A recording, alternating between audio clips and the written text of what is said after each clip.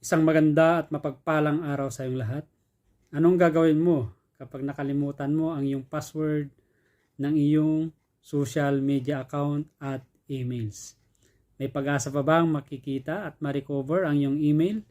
Ang sagot ay meron. Madali lang yan. Ito ay makikita mo sa iyong cellphone, desktop, o kaya laptop ang iyong nakasave na password ng iyong mga emails at social media account. Samahan nyo ako, panoorin mo hanggang sa dulo at let's go! Pero bago ang lahat, ako pala si Ronnie, isang OFW dito sa bansang Kuwait. Kung hindi ka pa nakasubscribe sa channel ko, palike, share, and subscribe. At pakipindot na rin yung notification bell para updated ka lagi pag meron akong mga bagong videos. Maraming salamat.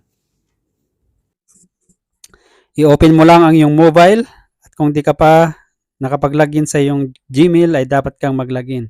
Since na ako ay nakapag-login na, ay click ko na lang yung Gmail account ko. Pagkatapos niyan, dito sa left side, makikita mo yung profile. I-click mo lang yan. After that, click mo yung Google account. At yan, dito makikita mo yung home, personal info, data privacy, at security. At dito tayo, i-click mo yan, security. Pagkatapos may click, scroll down mo. Bababa at hanapin mo yung manage passwords or password manager. Pagkatapos man, i-click mo lang yan. At lalabas ito. Ito na yung mga gamit kong mga social media account at mga emails.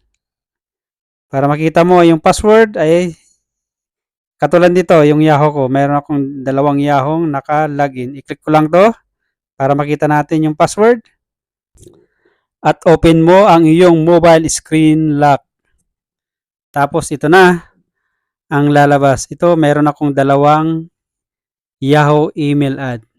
Para makita yung password ay i-click mo lang ito, yung parang may mata. Makikita mo na yan yung ang iyong password. Ganon din. Kapag meron ka pang gustong tignan, balikan mo lang. Tignan mo kung anong mga social media, username, or mga emails ang iyong gustong tignan ng mga password. Salamat! Sana ay nakatulong tong short video ka na to. At maraming sa iyong pagsama. Hanggang sa muli, kita-kits sa susunod kong videos. Again, pag-support naman ang channel ko. Like, share, and subscribe. Have a nice day and great day to all of you. Maraming salamat.